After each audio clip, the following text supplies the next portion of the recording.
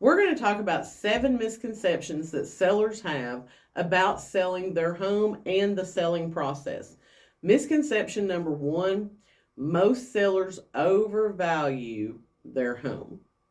Sellers believe their home is worth more than it is, and that's true no matter what the market is right now. It's natural to be attracted to your home, to be attached to your home, but pricing should be based on statistics. Let's look at what homes around you have sold for, and let's price it competitively, because the worst mistake a seller can make in this market is overpricing their home. You're going to sit on the market for a lot longer amount of time, and you're going to have to do some huge price reductions to get buyer interest back into place. Now, misconception number 2 is sellers often underestimate the importance of staging their home. I know I've met with several sellers and they're like, well, I just think that's stupid. I don't know of any stagers in this area. And I'm not telling you you have to go out and hire a full-fledged stager to come in and rearrange your entire house. But there's a lot of simple, small steps you can do that are considered staging, which just means you're making your house look its absolute best and you're defining the purpose of every room. Staging is definitely the key to making your home more presentable to buyers. Misconception number 3 is that all renovations increase my home's value. That's not true. If you spend $100,000 on a kitchen renovation, you're not going to get $100,000 value back out of that. And I have seen people who have over renovated their home for their particular area. Now, kitchens and bathrooms do typically bring you the best return on investment, but you need to be wise in the use of that money. Do renovations that are going to appeal to the masses and not to a specific niche of people, maybe such as yourself.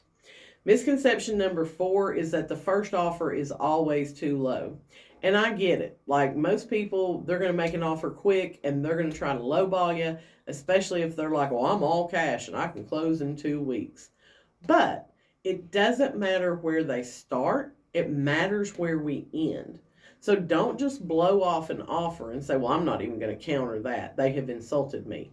Take the emotion out of the situation and let's counter, even if it's just for $1,000 below your list price, because where we end up is going to be what matters in the end. Misconception number 5 is that selling your home without an agent saves you money. And statistics prove that for sale by owners typically sell for 25% less than homes that are listed with agents.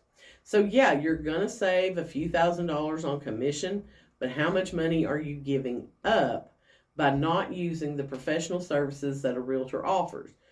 Professional photography, aerial photography, Matterport, 3D virtual tour, walkthroughs.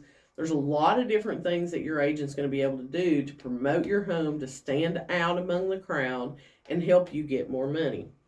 Number 6 is overlooking the cost of selling your home. When I meet with sellers, a lot of times they're like, well, what's your commission going to be? What are my closing costs going to be? I want to know how much I'm going to net from the sale of this house.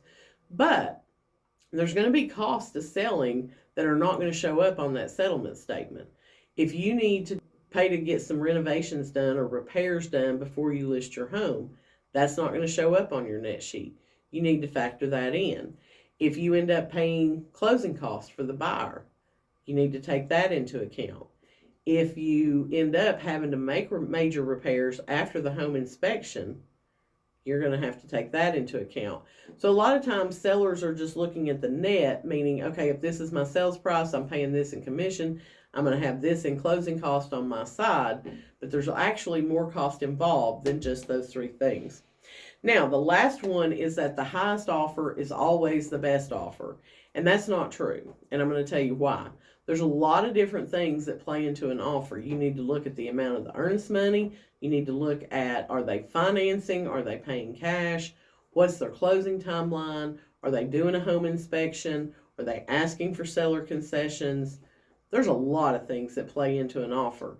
So thinking the highest offer is always the best, that may not be the case. That's why you want to hire an agent, because we're going to help walk you through these different offers and help you figure out which is the best offer for your specific scenario. So there you go. That's 7 misconceptions that a lot of sellers have about selling their home. And understanding these are going to help you make informed decisions and achieve a successful sale. If you're thinking about selling your home and you need professional guidance, feel free to reach out to me. I would love to help navigate the selling process for you.